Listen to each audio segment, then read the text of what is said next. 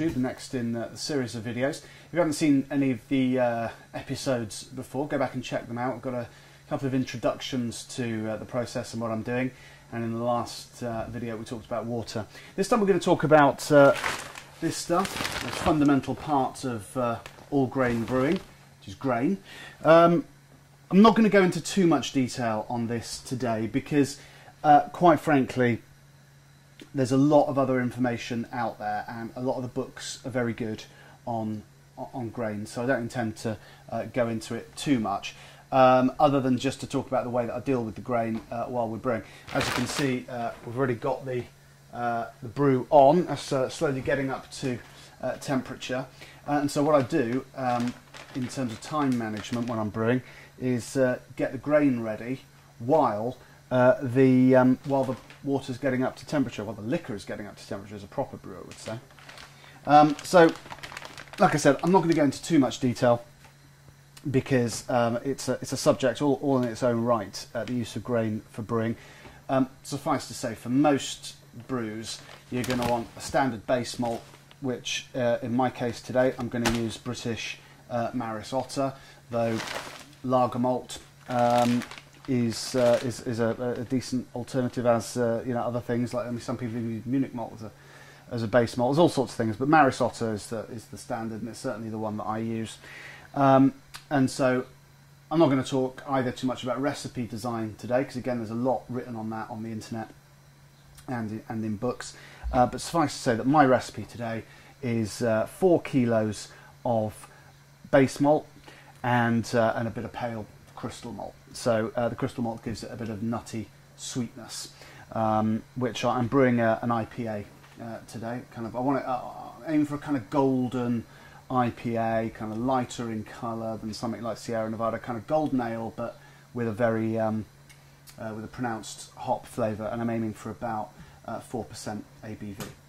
So the first thing, let's get our crystal malt, which handily I've got ready here, and I've got these rather old-fashioned kitchen scales, so measure them out, and surprise, surprise, almost as if I prepared it before, it's exactly correct. 250 grams of pale crystal. Beautiful, look at it, lovely. I've just spilt most of it on the floor there. Lovely, lovely, lovely smell, nutty flavour. So, what I do, put it all in an empty fermenting bucket to get it ready, because what I like to do is mix it in before we do it. So, into the fermenting bucket goes the crystal malt. Now, next step, put that out the way there. The next step is to win our 4 kilos of Maris Otter.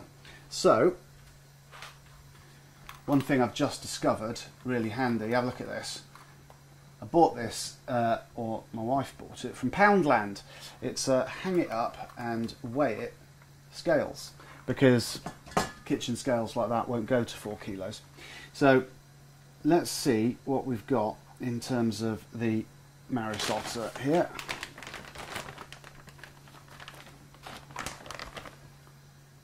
Let's weigh it out. And what we've got left in this bag, it's about 1.5. Okay, about 1.5 kilos there. So, let's move the kitchen scales out of the way. And our 1.5 kilos of Maris Otter goes in there. Empty it all in. Beautiful. The smell, worth doing it in itself. Beautiful sort of Horlicks smell in the air. If you like the Horlicks, you'll certainly like the smell of malt. That's 1.5 of Maris, and we've got our 250 grams crystal malt. So, let's get some more Maris. And there's supposed to be 5 kilos in here. So what we want is put in about 3.5 into here. So, I mean, I'll do it roughly because, you know, with the base malt, it doesn't really matter that much unless you're being hyper concerned about efficiency and how much sugar you get out of the malt. So I'll put it in and then I'll weigh it.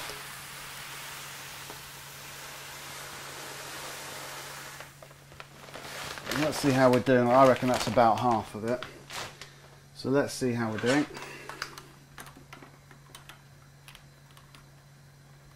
And I think you're probably starting to... that's a bit much actually. That's only slightly over. Just slightly over. So I'll take a few spoons out and we should be there or thereabouts. So there we go. That's all our grain sorted out in that. Now I should mention that when I said that I'm not too bothered about getting the measurements of the grain exactly right, I'll tell you why. It's because if I am really concerned about getting the grain right, getting the ABV right, you can use a bit of this spray malt, dried malt. It's a bit more expensive than malt, and if you use this solely for a beer, i.e. making an extract brew, I think the taste isn't quite as good. But to use a little bit to top up, if you haven't got as much sugar in there as you want, and the beer's not going to be as strong as you want, it's perfect. So I always have a bit of this spare, and I'll show you a bit about that at the end of the process.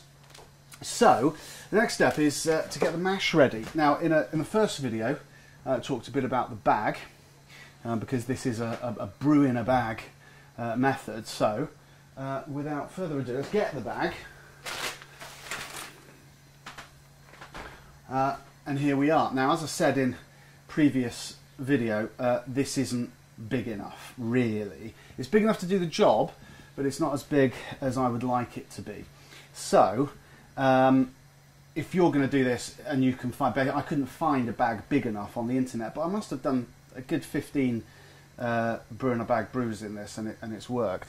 So, still waiting for the beer to get up to temperature. But one thing I would say is don't put the bag, don't put all the grain in the bag and then dunk it in the pot, because you'll find that the water doesn't penetrate through, and you get a kind of doughy consistency you're not going to get the most efficiency out of it. So, but we'll talk about the mash in the next episode.